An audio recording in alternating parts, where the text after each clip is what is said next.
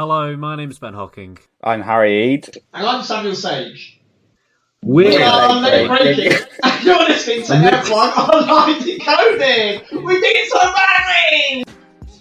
Hi guys, and welcome to episode 2 of F1 Online Decoded. Now, today we have not just one, not just two, but three very special guests with us today. These guys, Ben, Harry and Sam, all form Late Breaking. Now, these guys have been on our channel before and we have loved their company, so it only fits right that they come on again and have a more deeper conversation this time to get to know about them, how the channel started, how did these guys meet, and of course, how did they get into Formula 1. Now, this is probably one of the funniest interviews I've ever been a part of. Really did enjoy it, and I hope you guys enjoy listening to it. So here we go, F1 Online Decoded with Late Breaking.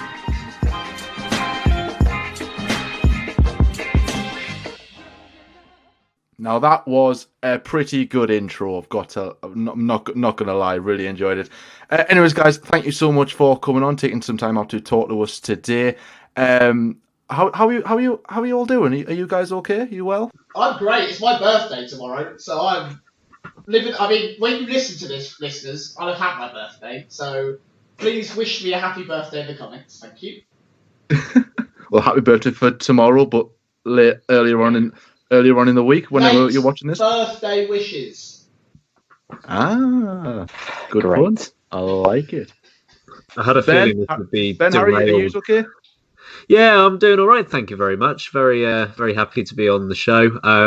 I just kind of knew that this would be somehow derailed by Sam mentioning his birthday, but I just didn't predict it would happen within the first 30 seconds. So good to see that prediction come true already. But yes, very well, thank you. That's the title. Yes, exactly. Happy birthday, Sam. It's Sam's birthday. Oh, thank God. It's about time. Oh, God. He's 55 tomorrow. It doesn't look a day over 60. Harry, how are you doing? I'm good. I'm very well, thank you. It is an honour to be on this show. An absolute honour. No, thank you so much for coming on again. Obviously, something a bit different to what you were on last time for. So I'm going to kick things off with the first question, and I think we've got to start with the core of what you guys are. You know what you guys are really, I suppose. Obviously, YouTube channel as well, but. One thing I will start with is, how do you guys know each other? How do you guys meet? Well, who wants to go first? We've all got individual versions of this story. Ben, why don't you get us on? Yeah. Yes. So, I met Harry at college, and that's kind of where the three of us became very good friends and kind of got this all started off. But I did know Sam kind of before that. I've known Sam since we were about 13 years old, I think. I don't remember Ben. Okay, that's a lie. We were on the school student council together, which is how we know each other from that far back. Sam had you could tell what Sam was going to be from an early age. He cared about things people didn't care about. He argued for one meeting. He argued about trees for an hour. It was very entertaining. That is a true story, by the way. I got that tree. He did as well. Yeah, so that's how I know Sam. That's how I know Harry. I know that the pair of them, though, have their own backstory and how they knew each other originally. Yeah, I mean, I again met Ben at college, but I met Sam way younger when we used to play water polo together as little small children. But then we went to different schools, and then I didn't see him for like 5 years until he rocked up in our history class with a Buzz Lightyear lunchbox. Oh, there's nothing wrong with that. I mean, nothing at all. But we proceeded to have an hour's worth of history ruined by lunchbox chat. Yeah, so that's how I met the pair of them, and then we ended up, just spending history lessons, not doing any history, making history. Oh yeah, very true. I mean, yes, these two are lovely. I'm a moron. That's why I know them both. I failed my first year of college. Picked subjects I hated. had to restart my A-levels, and then I ended up in the same year as these two. I'm actually a year older than them. As much as my looks show I'm much younger, I am, Really? in fact, a year older. So, yeah, I ended up coming back a year, kicking the door down of the history lesson and being like, right, we're making history now, boys. But I am the biggest child of the three of them, and without the pair of them, I would be an actual moron and not just a silly git on the internet. So we all have our complementary skills for each other, and I am so grateful that they are here with me, despite them taking the mickey out of me constantly. Oh, there's always that one in the group where one person always gets the mick taken out of them, and at school that was more me that got the mick taken out of. Anyway, well, I'm pleased there's like a bit of a backstory to you guys, because I was hoping that I wasn't going to ask you that question, and then you guys will go, oh, we're all brothers, We were born and then together. that's it. And then that's it. And I was just like, oh, right, right, okay, now what? Next question. I was just about to say as well, who out of you three, who's like the most annoying? Who do you want to punch in the face more? Sam. Sam. Absolutely, Sam. Sam. Correct. The The other two aren't, they're not annoying. They're normal people. And then there's a Sam just like, yeah, that's just me. Oh, My actual babysitters. Can I change my answer? It's Sam when he's had a beer, because he's even more annoying. drunk Sam. Ooh. He's even more annoying and loud, and it's good fun to be around. Thanks. But you still punch him in the face. Thank you. I want to punch him in the face. Who's the most intelligent out of you three? Ben. Ben went on countdown, you know. Ben can tell you every capital city in the world. Yeah. Oh, I don't know if I still can. Well, Oh. on Countdown, he was asked by Nick, what is the capital of whatever it was, I can't remember. I already watched the episode once. And he reeled it off. On the TV, reeled it off. wow, went on countdown. When was this? When did you go on countdown? It's about 5 years ago, I think. I really didn't think this would come up at all. You know, I Of thought this would course be it was the gonna one come up. content. It's your legacy. Thanks. Yeah, best known for being on Countdown. That's good fun to be on there. Well, that's what this interview is kind of for, learning more about you guys as well. I'm pretty sure there's a few people that watch you just going, oh, I never knew that, because I didn't know that, if I'm honest. I might go and look for that episode now. Please do. Please find it. I'll try. If I find it, I'll let you guys know. Good stuff. Yeah, well, if you do find the episode, we'll leave it in the description box and the link. Yeah, Please, guys. please. Obviously, firstly, it was great to find out about kind of how you met. But the real reason why you're here and what we're all watching, which is YouTube right now, so of course, your channel, Late Breaking. Why Late Breaking? Why Formula One? Do you want to give us a little bit of insight into how your channel started? And for you, Sam, did you go from making history in the classroom to... I Nice. don't know if we've made history just yet. Maybe it's the first F1 YouTuber to eat pasta out of their slipper. What the hell? Oh, God. Uh, Yeah, We're that's gonna true. find- That exists on the internet, too. Yeah, I lost a bet that I made against myself, which seems to be a recurring theme. I think I've said at some point I'll dress all in pink now. Stop making bets with yourself, then. What was the bet? What was I bet that if Williams scored a single point last season, I would eat whatever dinner I was having that night out of my used slipper, which I'm wearing now. They're right there. There they are, folks. That is the one. Let the record show that he has actually shown us the slipper. So you made the bet with yourself. So nobody else can that bet. No one even challenged me to it, and they hold me to it. That's the thing. I say these things out of a joke, and then they hold me to them. So I ate past it. But Late Breaking, I mean, what? We always played racing games together. We'd always have a free period at college, a free afternoon, and we'd regularly kind of rock up with a pasty, because we all grew up in Cornwall. We'd rock up with a Cornish pasty, and we'd usually go and sit at Harry's because it was the closest to college. And we'd just play old F1 games. And eventually, we would do a joint career mode. I think we was used to do. We'd take it in turn to do joint races on career mode because split screen was a thing in the past. Cute. And at one time, I think I overtook someone, and while overtaking them, I screamed, "Late Breaking!" And we kind of just ended up saying it. And then we kind of moved on to college, and it carried on, and then we went to uni, and then Drive Tribe turned up.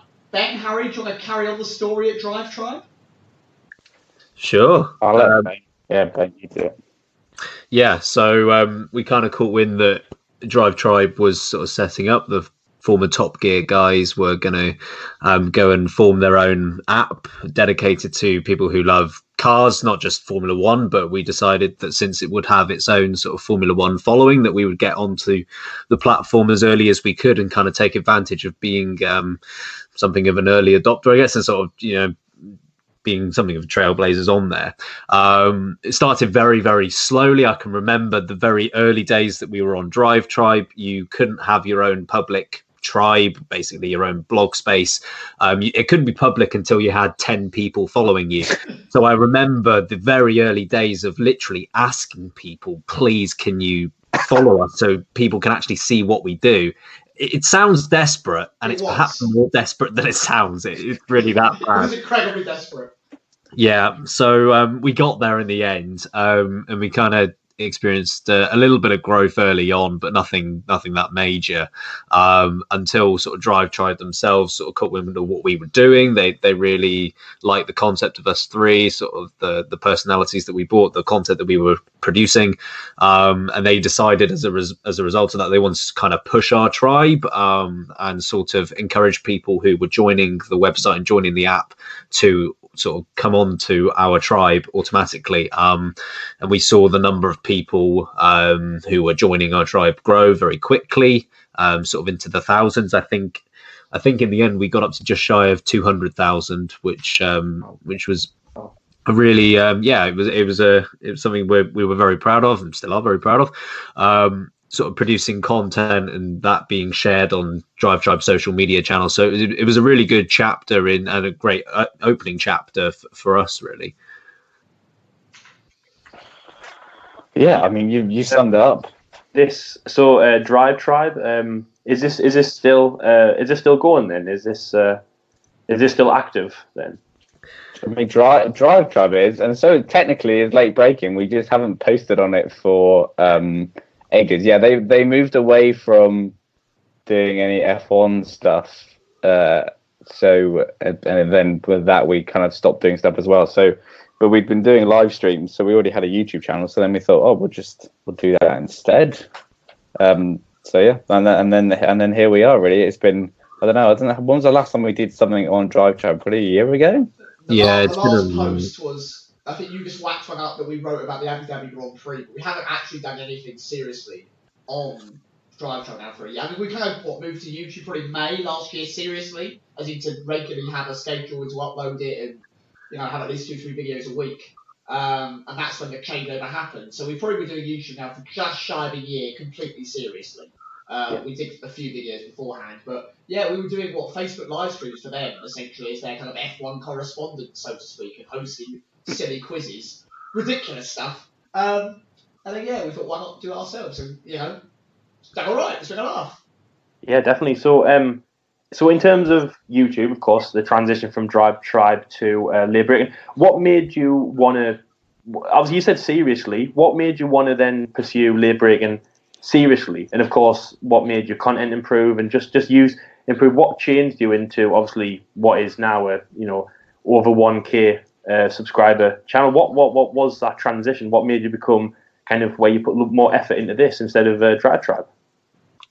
Yeah, I think a part of it was down to sort of necessity almost, in that because Drive Tribe was moving away from Formula One as a it used to be the number one thing that it pushed, and now they've decided to go down a different path, and that's fair enough. That's their decision, and that's what they decided to do. But we decided that sort of our long-term interest wasn't with Drive Tribe, and we decided that going on to YouTube would open us up to a much larger audience, and maybe one that we could connect with more. We feel like there are so many great content creators on YouTube in the F1 community, yourselves included, but plenty out there.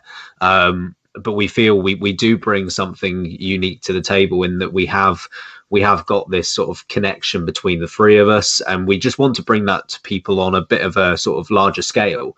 And sort of YouTube gives us the platform in order to do so.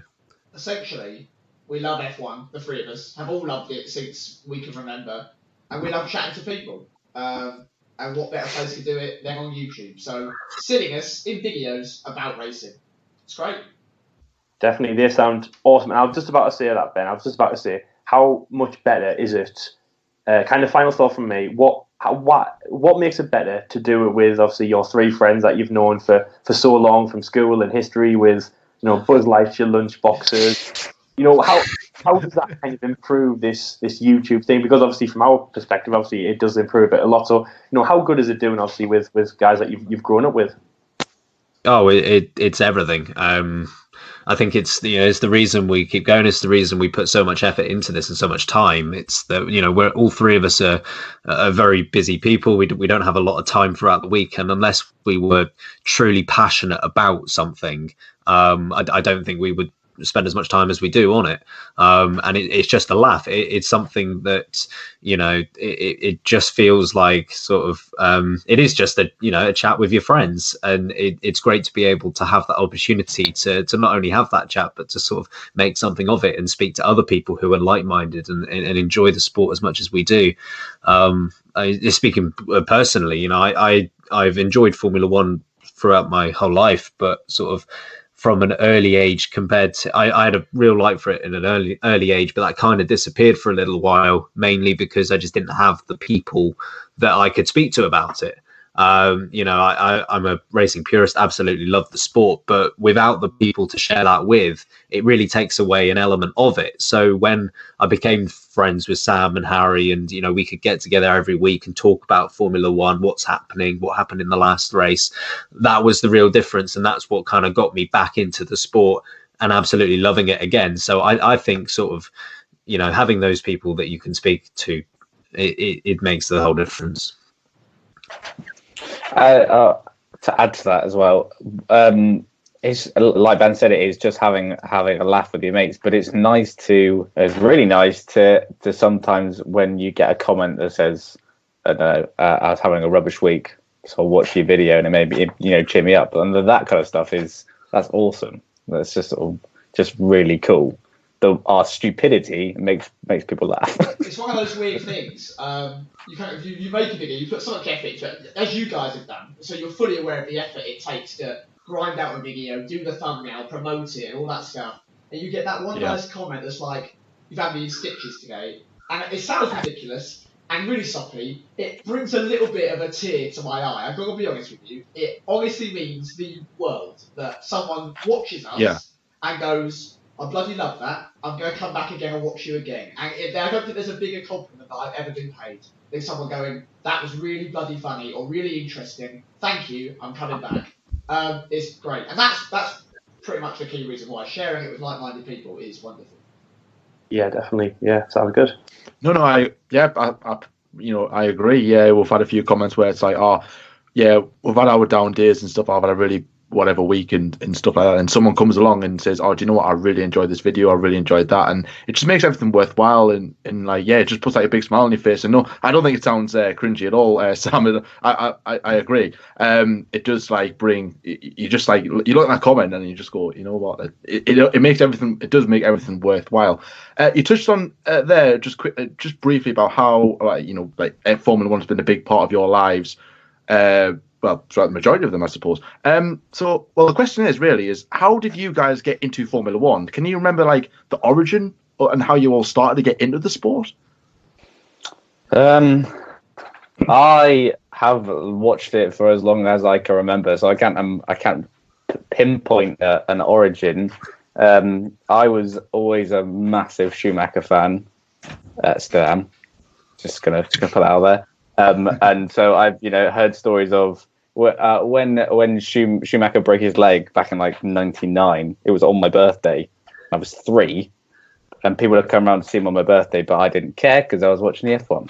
So and I was concerned about the fact that Schumacher had broken his leg. So it clearly was there from an early age. But it was my dad used to watch it anyway, so I just sat with him, and then he indoctrinated me, I guess. Indoctrinated by your father. And because obviously me and Ben know your dad very well, that's just quite a funny thought. I'm like a Padawan. I guess I was much the same. My mum and dad used to sit, and my granddad used to sit down and watch it every weekend. It was on religiously year after year after year. But my granddad worked for an accounting firm, and when I was born, that accounting firm sponsored David Coulthard to get into the sport. And I was privileged enough that I got to have dinner with David Coulthard. I was ridiculously young, so I don't remember it at all. But Do you have the photo? I don't. I have a photo of me being held by Eddie Irvine, though. What a man! What a man! I've been in his arms. So, what? Not many people can say that. Not many people can say Eddie Irvine's arms. They've been embraced by Eddie Irvine. You don't know that. You do not know that. Many people could have been in Eddie Irvine's arms. I was one of the special few. And, Yeah. you know, we were lucky enough to have one of Coulthard's helmets with the Scottish flag on display in our house. We got given it as a kind of a gift. And from then, just like Harry, I was indoctrinated into it. I was made to watch it every weekend that it was on. And then I got to an age where I was old enough to think, this is bloody good. And then people like Button come along that you get behind. People like Hamilton come along or Alonso, and you go, this is great. This is really good. And then you get to an age where you think, I've got mates who want to talk about it and get drunk watching it and be silly around it and throw chocolate bars out of windows, which is a weird reference that no one's ever going to understand, but we made a video on that as well. Yeah, so I guess F1 is love, F1 is life. Yeah, I think it's a fairly similar one for me, really. I mean, speaking of Eddie Irvine, perhaps, I mean, my earliest memory of Formula One was maybe 2001, seeing a qualifying lap from one of the early Jaguars. And I just thought it looked so cool. I didn't really know that it wasn't actually that quick compared to the other cars around it, but it looks so nice. And I was like, wow, this sport's pretty cool. So it was kind of hooked from there, just kind of watching it all throughout my childhood. I'd say maybe out of the three of us, I was maybe the least passionate about F1 at that age. I enjoyed it a lot and sort of would always watch it, but I wasn't completely mad about it like I am now. And, you know, drawing back to the point of maybe just not having anyone to really share that with, might have held me back in that respect. But yeah, I've always enjoyed Formula One, and yeah, some of those sort of early Alonso days, the late Schumacher days, they bring back some great memories. But what's the most frustrating thing is that Ben is by far the most knowledgeable person out of the three of us on Formula One. He don't even care. He's not even. That is not what I said. Just winding him up. I love it. He is our resident stat man. Anytime you need a stat, he brings one out. It's great. It's very helpful to have because it stops me looking like a total idiot. So thanks, Ben. No problem. You've even got your own stat, man. I mean, that good story, guys. I can't stop laughing at some of the stuff you guys said. I mean, what would you say is your most favourite Formula One moment? If you can't think of a moment, maybe what season would you say is like yeah, where you think, you know what, this is like either like this season's good or that was a hell of a moment that. I definitely have a moment, which, and I'm guessing other people will have the same moment, but it's Canada. It's 2011, and I've been sat watching the Canadian Grand Prix for about 3.5 days. It feels like, because it's been going on for forever. And sat there watching Button hunt Vettel down the last few laps, and then he gets past him, and I don't think I've ever managed to jump quite so high in my life ever. Yeah, so that's definitely. There are lots of standouts, but that one I vividly remember. It was just an insane sporting moment, just incredible. I'm gonna say. I'm nearly gonna. There's two that I'm sort of stuck between. I'm gonna say the end of the 2005 Japanese Grand Prix when Raikkonen got past Fisichella. That moment with the James Allen commentary, I think, is one of my favourite moments, if not my favourite moment that I've got in Formula One. In terms of a season, it might be a bit of a cliche answer, but I think 2012 would win that for me. There are a few seasons that I kind of wish I was old enough to have acknowledged to be brilliant. So 2003 was a little bit too much before my time. I was kind of knew what was going on, but didn't fully appreciate it. But yeah, I'd probably go 2012 for a season. Favourite F1 moment? Well, Ben and Harry have given two of the most fantastic ones going, but I think I do have one. It's a serious moment. I'm not going to take the mickey.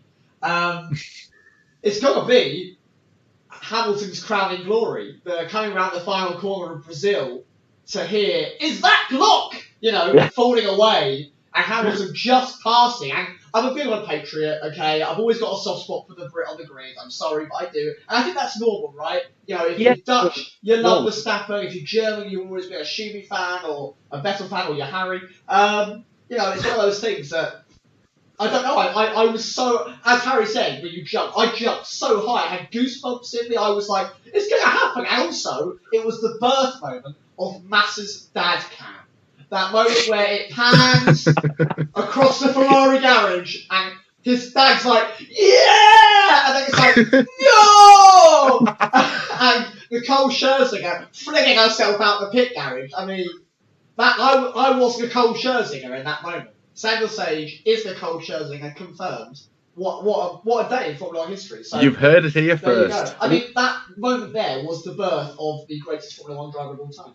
And if he didn't win the championship on that day, would you be like that Ferrari mechanic who headbutted all the signage? And Well, I mean, what a scene on television to watch, right? Mechanics headbutting signs, not Carlos signs. Road signs. Carlos. Yeah, what? He was probably about 10 years old then, wasn't he? In 2008. Is he younger than me? He's not, I think he's the same age as you. Oh my god, I'm such We a know all the overachievement. me and Jordan know all the drivers younger than us. He's older than me. It's Charles Leclerc, Max Verstappen, and then like all the British drivers. But yeah, it's I thought it would be a long time since we ever got to the stage where we'd actually be older than a Formula 1 driver, but that happened absolutely yonks ago. 2016. Yeah, thanks, Max. Oh. Do what? Thanks for that, Max. Oh dear. Massive dad cam, by the way. That I forgot about that. One of That my should be... favourite moments across Formula 1. Every season that he was in it, massive dead cam, he'd just be deadpan the whole time, like, increasingly more grumpy every time as well. Yeah. not that everyone was almost saying it as good on as camera, but like, there he is Lance again. Stroll family cam. Oh yeah, Lance Stroll family cam. That's a good point. Didn't think of that. It's becoming a regular thing, and I hope they make more deadpan shots of family members as we go along.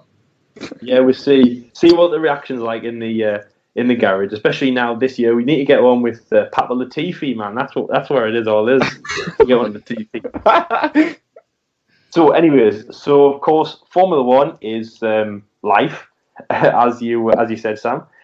So, but of course, Formula 1 isn't your 9 to 5. So, outside of Formula 1, what do you do outside of Formula 1? Because obviously we know that you're from Cornwall. Because you just mentioned that.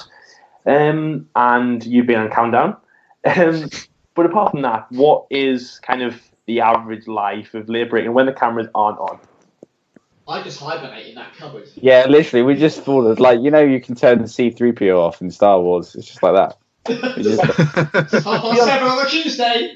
I thought a bit of a redundant question. We obviously have to ask all of our guests that, but what do you do outside your spare time?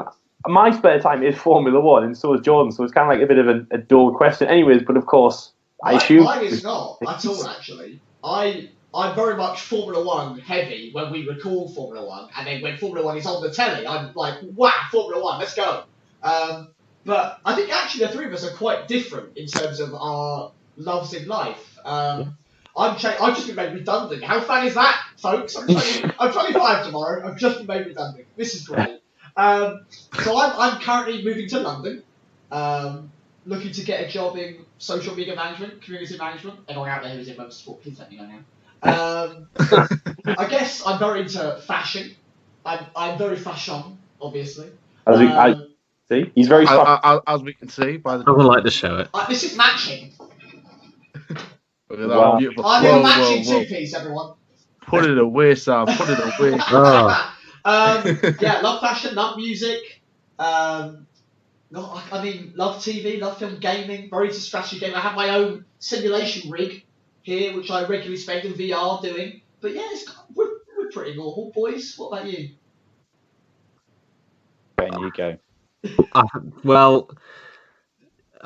just love Formula 1. To be honest, it takes up most of my week. It's Formula 1 and that's it. No, I do like other sports as well. I kind of follow basketball, I follow American football, like both of those. But I mean, in the average week, I really don't have a lot of time after sort of a 9 to 5 job and Formula One. And I just when I finish recording and I'm still thinking about Formula One, it's one of those where I really struggle to get it out of my brain even for about an hour. But yeah, I enjoy gaming as well. Enjoy some TV, enjoy some sitcoms. But yeah, that's I think that's about all I can contribute there. I do like this sport. It's called Formula One. That's very fun. Well, I've never heard of that. I might need to check that out. We don't really discuss that on the show, Ben, but to be honest though, like that's what we want to hear. So obviously American football, favorite team? Oh no, I knew this question was coming. As soon as Ben went NFL, I went, oh no. Lyle's a big fan of NFL. Okay. I mean, I'd have to go for the Vikings. Okay, that's not a bad choice. That is not a bad choice. I like the Vikings. All I know is that for Whoever the they are. first time ever, there's 3 Newcastle supporters on one stream. So, Oh yeah. Yes. Wow. I mean, So- That makes up 80% of your loyal fan base. us 3 doesn't it? Alan Yeah. Kieran, we'll just do a Something podcast. really, but we haven't really ever asked who's a Newcastle fan. So please, out there, just on unrelated note, please, our fans, let us know if you are a Newcastle United fan. I don't think we've actually ever asked that. But obviously, just going to you quickly, Sam. Go on. So tell us about how you got into obviously supporting Newcastle. My dad was a Newcastle fan. My nan was a Newcastle fan. And I think we had family that descended from Newcastle who were too old for me to ever know. And then one day I said I want to go to football practice. And I rocked up the next morning in my bed, which is what everyone does. And I had a present waiting for me. And it was a 1997 or 98 Newcastle strip with Shearer's name on the back. And that was it. And now I have to deal with that terrible club every day of my life. Yes, Thanks. That's the joys of being a Newcastle supporter. That's Yeah. You the should see him, like 9 out of 10 streams. He's got his Newcastle with Titus Bramble on the back. It's great. Titus Bramble, more like Boomsong. Sam, just a last question for you, obviously, before we go to Harry. Sorry, we've left you in the dark, Harry. So, Sam, of course, you can't say Alan Shearer. You cannot say Alan Shearer for this answer. Who is your favourite Newcastle player? Sorry, apart you can't say Shearer. I can't say Shearer. Because everyone says Shearer. So Oh, okay. Well, it is Shearer, but I won't say Shearer.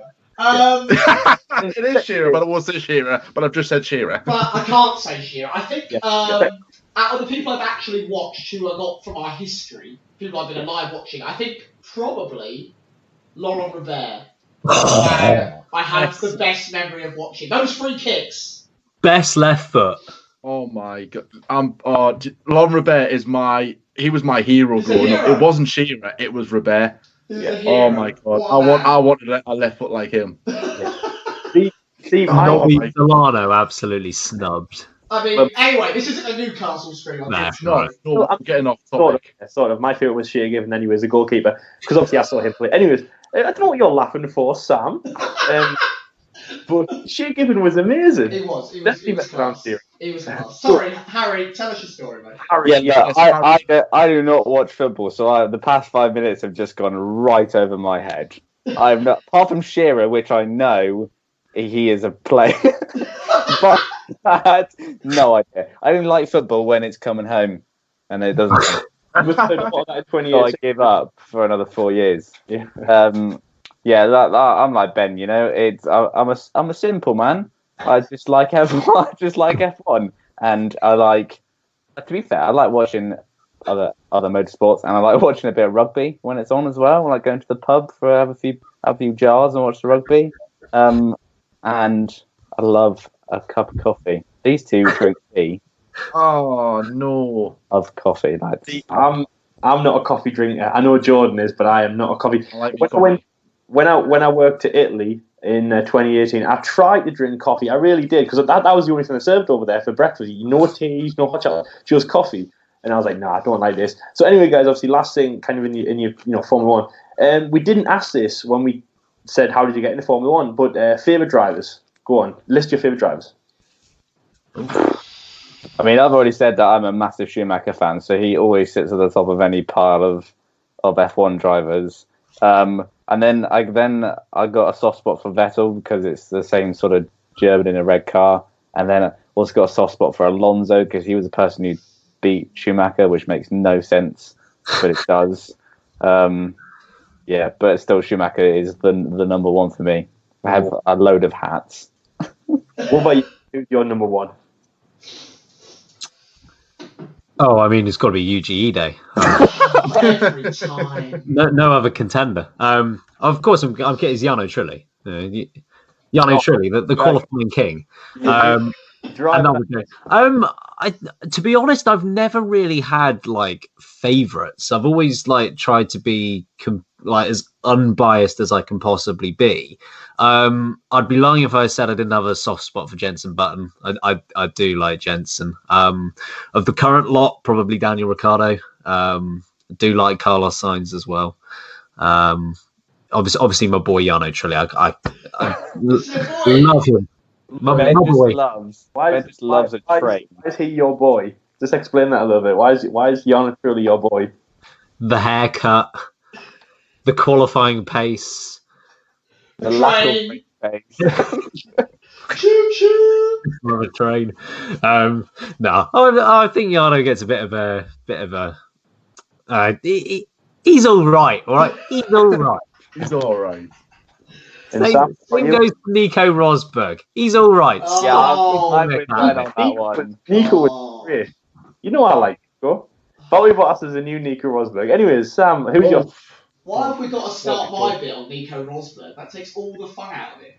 Because I, much like the boys, have a lovely soft spot for Schumacher, for Alonso, for Ricciardo, for Button, all the usuals. But if I say my favourite driver, I'm going to be called a fanboy, and everyone's going to ruin me. I love Lewis Hamilton. Oh, How can you not like him? Alright? Sorry, you're I've got nothing British. against You're him, I British. just know You're not you. allowed to support him. Right. You're not allowed. He gets more bad press than anyone on that grid, and he probably does the most good for the sport and for the community of Formula One. So, and he's bloody class, alright? He's... Oh, I can see the comments now. Oh, he's British and he's biased. I have a counterpoint for you, Sam. What? His hair sucks. I love his hair. Look at this. Look at this hairline. I would take his hair, braided, afro, curly, receding, on my head any day of the week over my actual hair. Okay. Wow. You are literally the Cornwall version of Atme Portland. I mean, You're the a funny TV, thing is, you're a TV host and you're a Newcastle United supporter, and that hairline, wow. I'm also very short.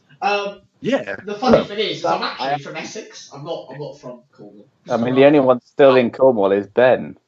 Representing Cornwall. Man. Luke, I actually missed your favourite driver through a connection. So could you please state clearly that driver again, just one last time? He's a wind-up, isn't I he? don't admit it publicly. Yes, currently Lewis Hamilton is my favourite driver, and I think he is the best driver of all time. So suck it, Schumacher. No, just Oh dear. Blessed friends. Yeah, we hashtag blessed here, fam. Sorry, I'd like to make this sort of public. I have no problem with Lewis Hamilton whatsoever. I do like him, but his hair sucks. Oh no. Let's move on before we start World War III, because oh god, this is anyway, this is class. Right, next up, we've got some fan questions. Woohoo! We have a fan. Yeah, there's only two now. See, every time I put to Twitter, guys, we've got these guys on, we've got this guest on, ask them some questions. So far, we haven't had like nobody not sending any questions, so I'm pleased that this trend is going. I thought there was a butt coming then. They're like, on this occasion, though, no one has. On this occasion, we have no. We've made them up because you guys. We've made them up. So, what are your names? how high can you jump? How long's a piece of string? Right, so the first one comes in from F1 Fanatics. F1 Fanatics, regular appearance on our channel. Lads. Brilliant YouTube channel. Please go and check them guys out. He says, well, Mike asks, out of Harry, Ben, and Sam, oh, this is going to cause another argument here. Harry, Ben, and Sam, who is the best at the F1 game? It rapidly changes depending on what year we're playing the game. What circuit as well? Massively what circuit it applies as well. We're all quite evenly matched, to be fair. If it's Russia, it's Sam. I'm going to give an objective answer to this. When we started, I was awful. He was.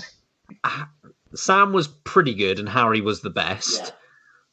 Yeah. Through playing it a bit more, I think Sam then became the best. Yeah.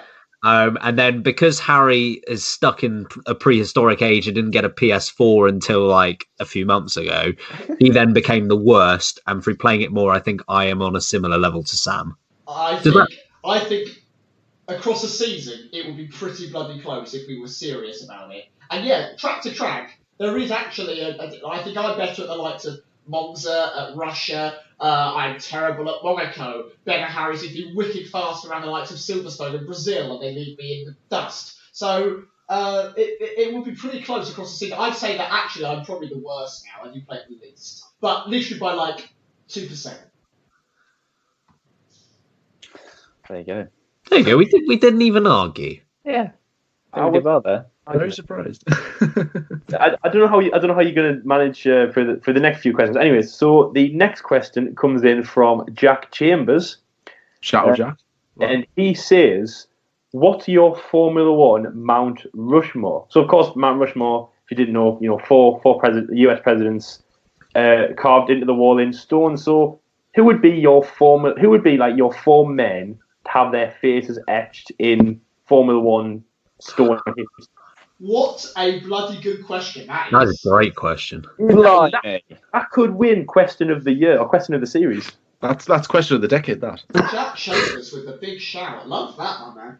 Well, actually, no, wait there. That wins question of the decade. Hold that thought. Hold my beer until the next one. But Oh, God. Oh, here we go. Oh, yes. Oh, that's I'll answer it, though, haven't we? Yes, you can answer it, yeah. I'll kick off. I'll go for Schumacher, obviously. Senna, Fangio, and I'm going to go rogue here, and I'm not going to pick a driver. I'm going to go for Adrian Newey. Wow. Okay. Oh, I like it. Ben, I'm sure you've already thought about it, so feel free to go.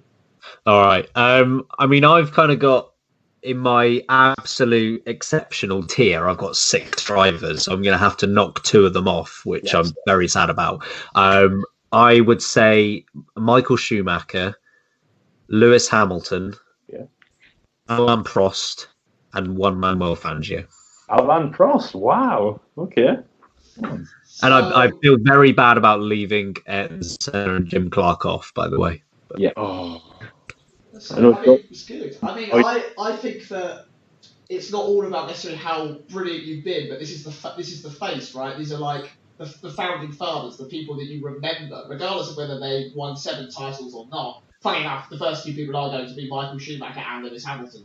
They are by far leaps and bounds the 2 best drivers I think we've ever seen to compete in that long of Formula One. I'm then going to say that Senna goes on there because of his presence in the sport, right? Everyone remembers Senna. Everyone, even if you're not a fan of Formula One, you've heard of Senna. You know Senna. I mean, you've got Lauda up there, Prost is up there, Fangio is up there, but I think people have all heard of Senna and what he did, especially for Brazil and that area. And then I'm going to go rogue for the 4th one. And I'm going to say that Murray Walker is my 4th face in the mountain. Because that man is quite literally my voice and memory of Formula One. Yeah. So for me, Formula One wouldn't be what it is today for me if he wasn't part of that sport. So 3 drivers and Murray himself right in the middle. That's how I have it. Would he be carved with his little his iconic microphone, that like old boxer style? Of course, you've got to have the full Murray Walker experience.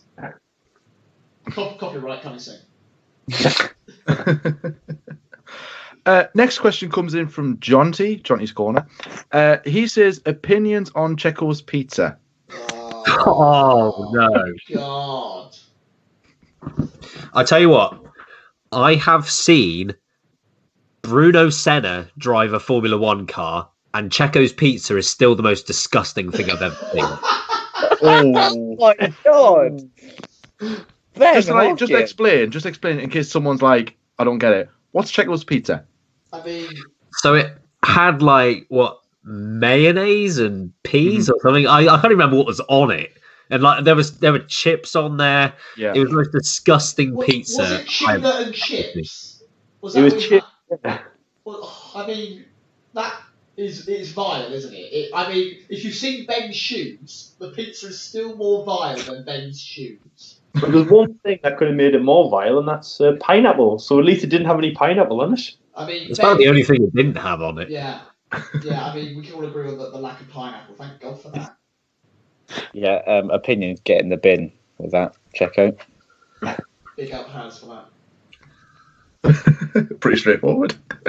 If anyone wasn't aware, Bruno Senna was the nephew of Ayrton Senna and the man who probably was most famous for crashing into Sebastian Vettel and almost costing him his third World Championship in Brazil. Yes, wasn't the worst thing out of him. Anyways, fourth and final question comes also from Jack Chambers. Now, this question of the decade. We paid him to answer 2 questions because there was no one answering questions. Thank you, Jack. You have to really stretch it out, guys, for this. So that's our budget for the year done. Your channel is called Late Breaking. He's asked, so it's late breaking, right? But how late should you break? Blimey, Jack! That is a question of the decade. That's a question. For compliance reasons, we should say at this moment that if you are driving a car on a standard road, please do not follow what we are about to say. Please brake with plenty of time and apply the brake at a steady pace. However, brake as late as you want. I often, when racing these two, choose to just not brake. This is true. There is plenty of evidence of that, yeah. Sam just uses other cars to brake, so then he doesn't have to brake at all. And then I get the advantage of both taking the car off the track and not slowing down. It's a good tactic. Bear in mind, we have been racing on Formula One games together for about, 6 years or so. That, after the DRS zone at Russia, the sort of the right-hander, I still don't think I've ever seen Sam hit that corner. I demolish it, alright? I drive straight through it. Fun fact though, I am the only person here to have won more than one race in the Late Breaking Online Racing League, so, boom! I mean, Harry hasn't competed. I've never raced in it, that doesn't count. It's too scared, folks. I did on PS4, it's 41, actually, yeah. So that's how late you brake, you don't. Or yeah, I mean, you should not be able to see the apex at all. Yeah. Good answer. Very good answer. Right. Next up, I've got some quick fire questions for you 3.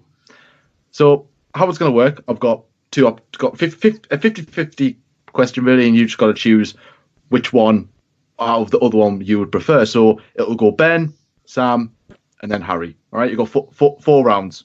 Ooh, love it. Cool. Are you ready? Yeah, do it. Yeah. Right. Ben, Hamilton or Vettel? Hamilton. Sam, Monaco or Spa? Spa. Harry, 1 stop or 2 stop? 2 stop. Ben, send it or save it? Send it. Yes! Sam, Leclerc or Verstappen? Verstappen. Harry, AlphaTauri or Alfa Romeo? Alfa Romeo. Ben, DRS or DAS? DAS. Yeah, love it. Sam, Newcastle or Late Breaking? Oh, what? That's not fair! Why are you considering it? Late breaking. Thank you. You're not a true fan. Harry, F2 or F3? F2. Ben, teabag then milk or milk then teabag? Teabag then milk. Good one, even though I don't drink tea. Sam, Jordan or Lyle? Oh, what? Mike. I'm not answering. No response. No response, no We're comment. both lovely. Harry, socks on first or trousers on first? Socks on first. What? The genuine surprise in his voice. What? How dare you? And there we go. Quick fire questions over. Why did I get the hard ones? Socks on first. Oh, no. Or is that the first garment you actually put on, like straight out?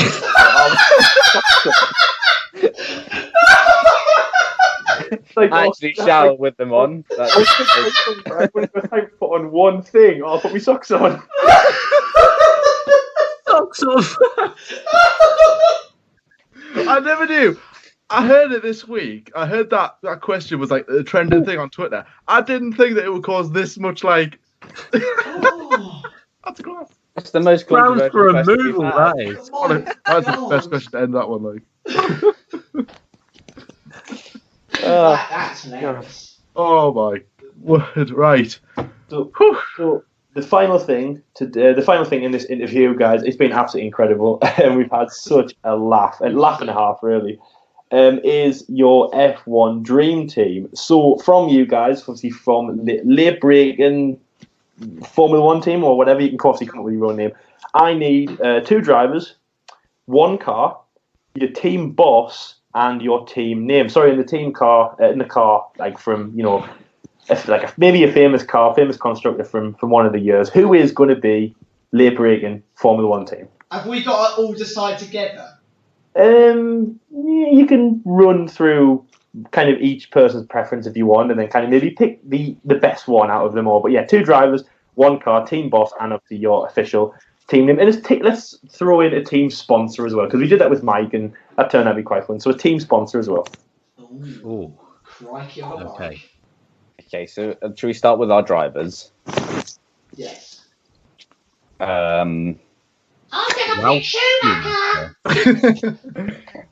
I mean, that's not a bad option, is it? Schumacher, Hamilton, Ross Brawn, the F2004. Hey, God, you guys, I can read you like a boot, man. Yeah, main sponsor Vodafone. We're done. I think we should have Schumacher. And Ham? Uh, I'm going to disassociate myself from you two. I'd Or Prost? want Fangio, but he's dead, so I'm not sure about how. Right now? He can be dead or they can be dead or alive. It can be any car from 1950 to present. It can be anybody you want. It's your F1 dream team. I would have Schumacher and Fangio. So whatever. What do you think? I'm happy with that. I'll go with that. I disagree. Who do you want, Sam? I would like to have Hamilton and Lauda. Wow. Right, Sam's got Hamilton and Lauda. Then you've got Schumacher and Fangio. Harry, I've got your name there. Understandable. Paul. Unbelievable. Sorry, Harry. Harry, I'm presuming Schumacher. Who's your other driver? Oh, see, I think I'll probably go Fangio as well. I'll mix it up. I'll go Senna. I'll go Schumacher, Senna. I tell you what, guys. Let's shake it up a little bit here. You're gonna all pick each, all right? So obviously, we'll start with you, Ben, and then go Sam and Harry. So you pick your drivers. Let's individual cars, team boss, team name, and sponsor. Because let's shake it up. Because I know for a fact like Sam is not happy, and he definitely wants to go in a different direction. So He does. you all personally say, go on, Ben. All right, okay. So I'll go Schumacher and Fangio as the drivers. I'll have the F2004 such a cliche. Yeah, I'm gonna. Beast. It's such a beast. Yeah, I'm gonna go with the F2004. And team boss. I'm gonna go with Toto. I'm gonna go with Toto Wolff as the team boss. Sponsor. I'm thinking with green and black. I'm gonna go Monster Energy. Oh. Other options include After Eight. Exactly, which is why I picked Monster Energy.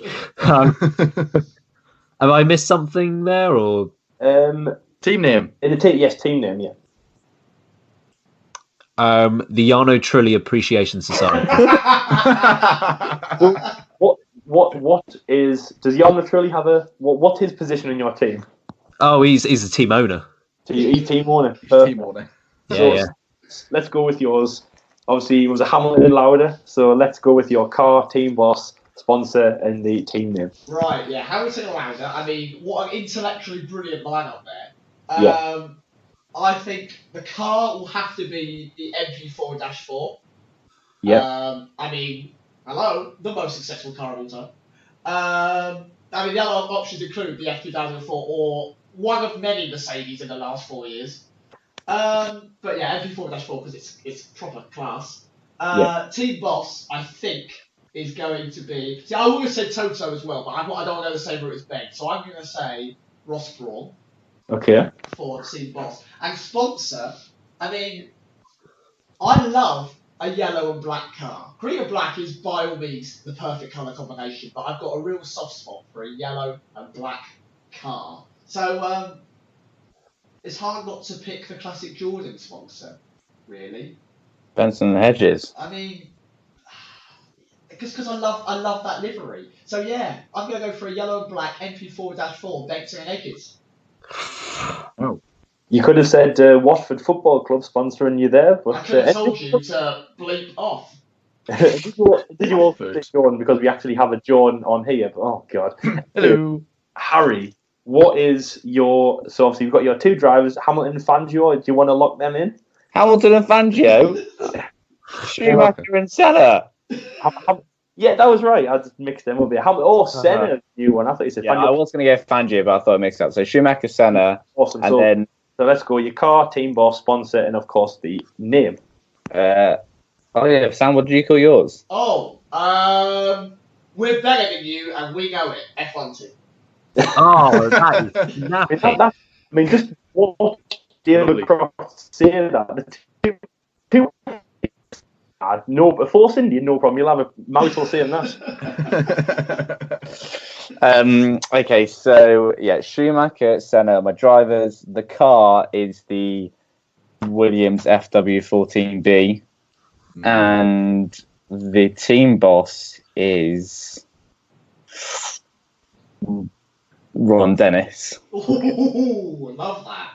Because you need a firm person to keep Schumacher and Senna in check, and the sponsor is going to be the 7-Up. I'm going to go with green like Ben. 7-Up, like on the original Jordan. That's two Jordans now. It's because it's the sexiest F1 car to have ever existed. That's why. Feeling the love. And he's the sexiest man to ever exist as well. So He's a living legend. Oh, yes, he is. I've met him, and he is such a catch. I mean, wow. Unbelievable.